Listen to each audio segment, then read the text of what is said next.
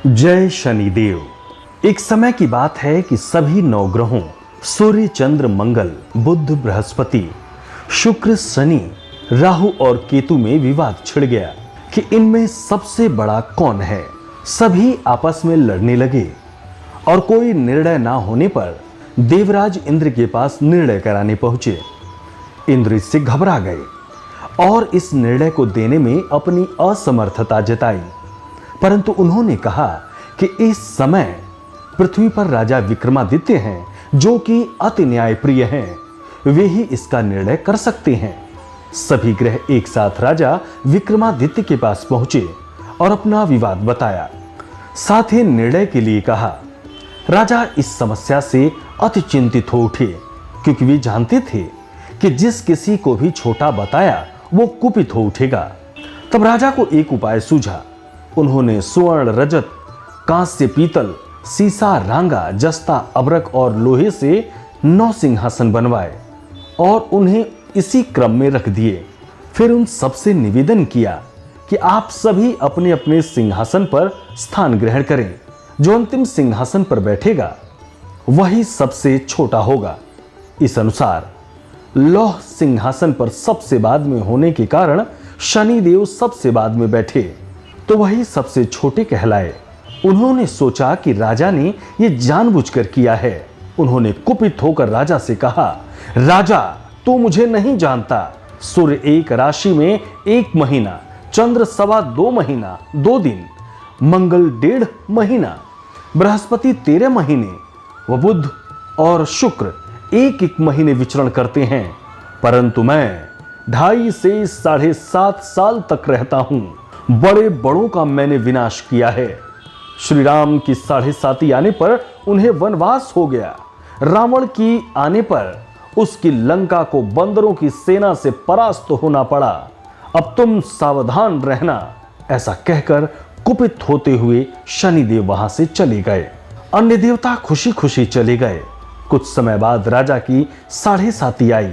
तब शनिदेव घोड़ों के सौदागर बनकर वहां आए। उनके साथ कई बढ़िया घोड़े थे। राजा ने यह समाचार सुन अपने अश्वपाल को अच्छे घोड़े खरीदने की आज्ञा दी।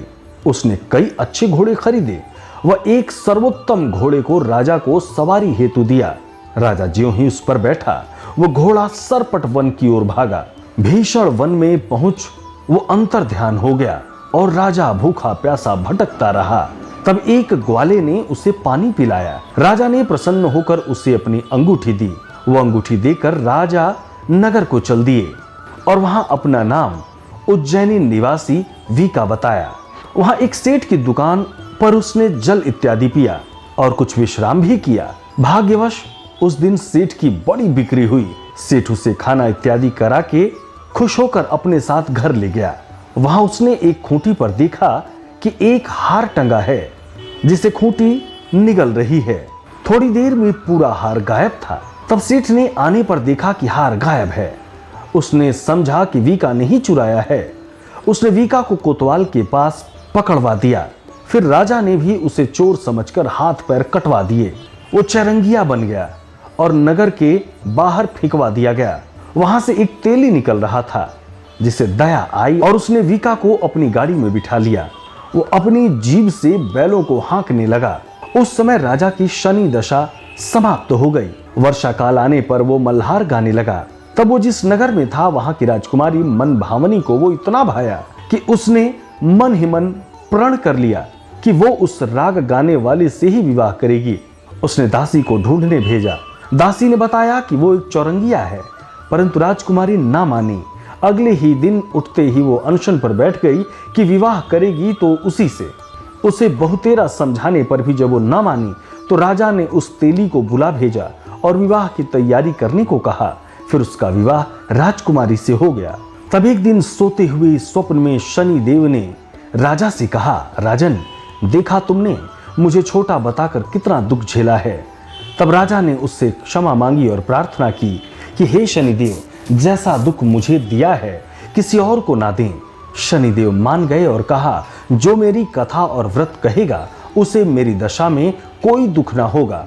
जो नित्य मेरा ध्यान करेगा और चींटियों को आटा डालेगा, उसके सारे मनोरथ पूर्ण होंगे, साथ ही राजा को हाथ पैर भी वापस दे दिए। प्रातः आंख खुलने पर राजकुमारी ने देखा तो वो आश्चर्यचकित रह गई। विका ने उसे बताया कि वो जैन का राजा विक्रमादित्य है। सभी अत्यंत प्रसन्न हुए। सेठ ने जब सुना तो पैरों पर गिरकर क्षमा मांगने लगा। राजा ने कहा कि वो तो शनिदेव का कोप था, इसमें किसी का कोई दोष नहीं। सेठ ने फिर भी निवेदन किया कि मुझे शांति तब मिलेगी जब आप मेरे घर चलकर भोजन करेंगे।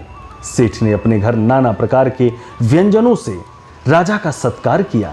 साथ ही सबने देखा कि जो खूंटी हार निगल गई थी वही अब उसे उगल रही थी। सेठ ने अनेक मोहरें देकर राजा का धन्यवाद किया और अपनी कन्या श्री कंवरी से पाणी ग्रहण का निवेदन किया। राजा ने सहर्ष स्वीकार कर लिया। कुछ समय पश्चात राजा अपनी दोनों रानियों मनभावनी और श्री कंवरी को लेकर उज्जैनी नगर को चले। वहां पूर्ववासियों ने सीमा पर ही उनका स्वागत किया। सारे नगर में दीपमाला हुई व सबने खुशी मनाई। राजा ने घोषणा की कि मैंने शनिदेव को सबसे छोटा बताया था, जबकि असल में वो सर्वोपरि हैं। तब से सारे राज्य में शनिदेव की पूजा और कथा नियमित होने लगी। सारी प्रजा ने बहुत समय खुशी और आनंद के साथ बिताया। जो कोई शनिदेव की इस कथा को सुनता या पढ़ता है उसके सारे दुख दूर हो जाते हैं। व्रत के दिन इस कथा को अवश्य पढ़ना चाहिए। जय शनिदेव। सब्सक्राइब करें टोटल भक्ति को। अब हमारे वीडियोस को सबसे पहले देखने के लिए बेल आइकन को दबाना ना भूलें।